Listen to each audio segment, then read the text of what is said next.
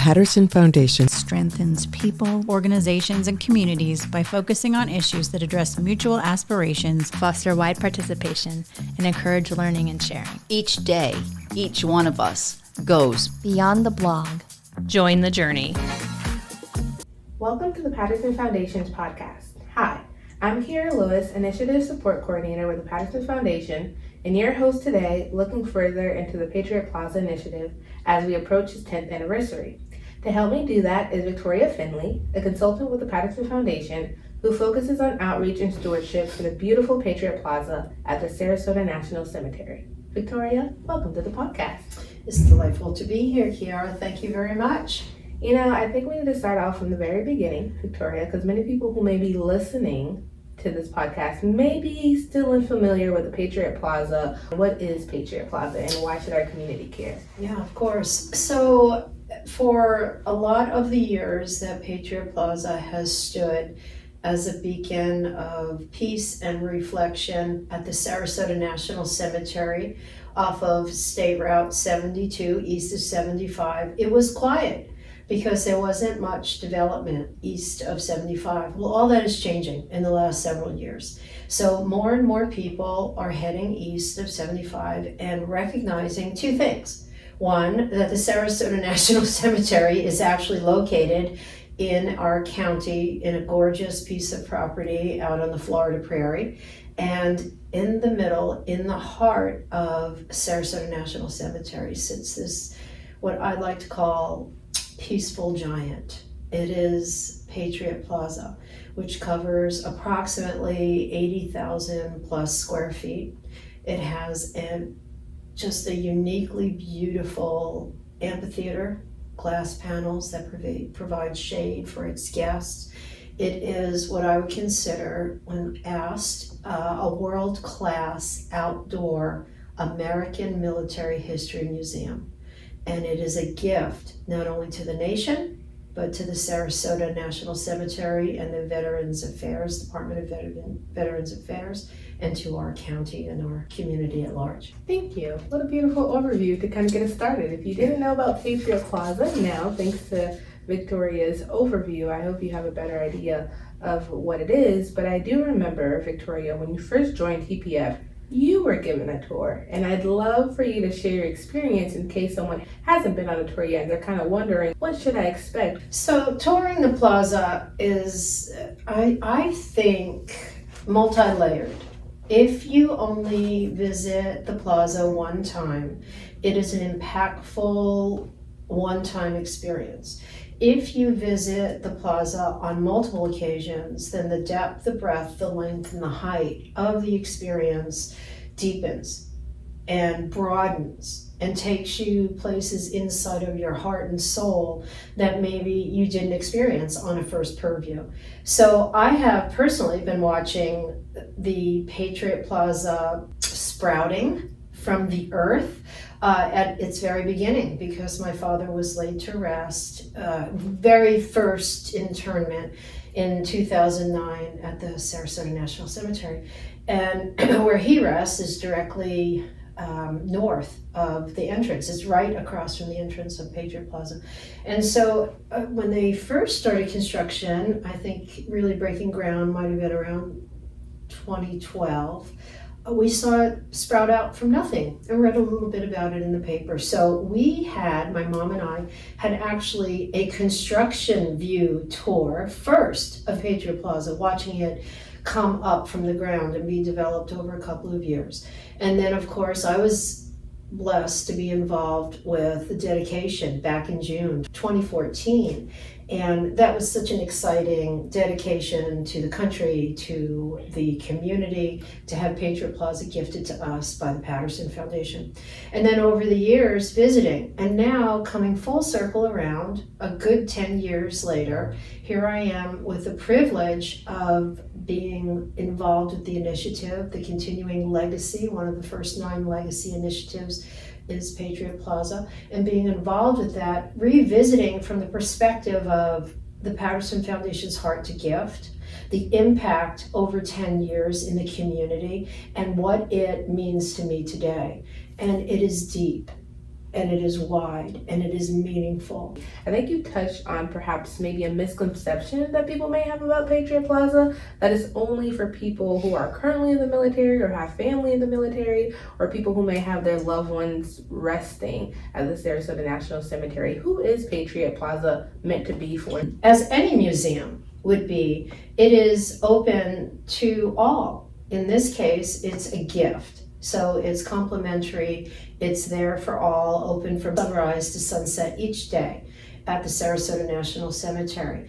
And so it is a gift to the community and the nation at large. It is not an exclusive gift to a particular grouping of people. It happens to reside and beacon out of and from the Sarasota National Cemetery. It's one of the 100 and approximately 45 to 150, I'm not exactly sure of the number of national cemeteries in the United States, but here we have one. Incredibly manicured, beautiful grounds that are edifying and comforting to those families that have someone laid to rest there. And right in the heart of it is this spectacular array of military art.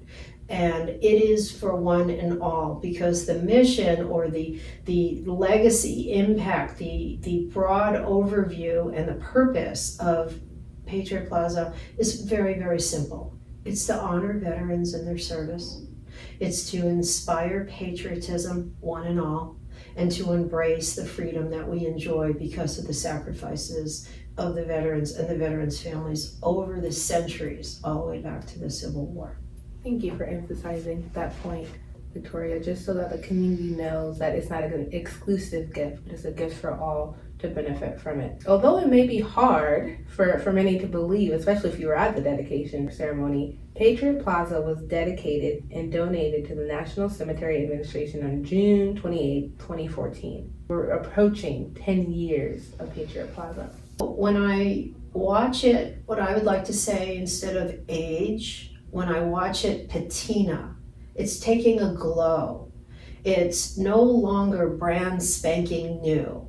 And so there was a lot of thought and articulated conception in the design of the art, in the design of the architecture, in the building construction, to really take into account that this space needed to endure and needed to mature in the elements in which it's placed. It's an outdoor museum, it's an outdoor amphitheater, and it has done so beautifully. It hasn't done it without good care and good stewardship. That's part of the endowment and the commitment that the Patterson Foundation has, so that when you visit it, it has a certain strength to it. It exudes a strength that I think reflects the nation's commitment to our freedom, commitment to our patriotism. It takes on a hue that reflects the heart and the dedication and really that beautiful thought to articulate and put into design something that could last for a long time. I know all of those reflections will definitely play an important role or be communicated or felt during this 10th anniversary celebration that I know you're on the team of planning. So if you could give us a little insight on what can the community expect for this 10th anniversary celebration that's in the works. First of all, I think they should attend. And they should carve out space in their life and time and their schedules and bring their children, bring their neighbors, bring their grandchildren to what we would like to say is a simple, articulate, and lovely gathering of our community to honor our veterans, to inspire patriotism, and to embrace freedom together in the space that was dedicated for that cause. And when we do it, we are enjoying what I articulated before, the maturity of the gift, the legacy of the gift, and the impact of the gift, to continue to share its meaning and its heart, not only with those that are here today, maybe who were World War II veterans, continue to live, in this day and time as they're aging into their sunset years. Maybe they're not even able to attend, depending on their life. There are Vietnam veterans that continue to need a place of reflection and appreciation, and that's what the plaza does. Korean veterans, Desert Storm, anyone who has directly or indirectly, and that covers all of us, and directly or indirectly have valued the service that men and women in this country have done for our freedom, for our patriotism, and for the life that we enjoy as Americans, should carve out time, because it's for one and all. It's one of those events that has no agenda except to share in patriotism and in freedom and in this gift that has been so beautifully gifted to our community and to our nation. So it'll be, we're going to have multi types of entertainment. I'm not going to let anything out of the bag yet that you do not want to miss, I promise you. But it will be respectful of everyone's time. So we'll start on time, we'll end on time, and it will be well worth a little jaunt out on State Route 72, which, as I said before, is no longer out in the Florida prairie in the middle of the state. It seems like everyone kind of goes a little further east these days. So I hope one and all come. Bring your kids.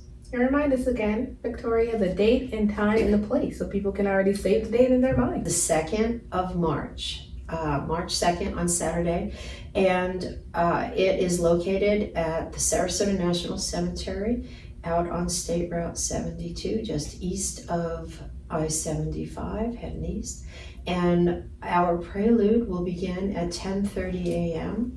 So you will want to arrive a little early because parking will be kind of across the grounds, and we will have parking attendants directing that way, but come prepared to have nice walking shoes to walk across the beautiful grounds. And we will start our event promptly at 10:45 a.m. and we're looking to conclude by 11:45. So not a huge commitment of your time, but enough to make a very beautiful impact upon your heart. Thank you, Victoria. That's beautiful. Is there anything else you would love for us to highlight today in our conversation?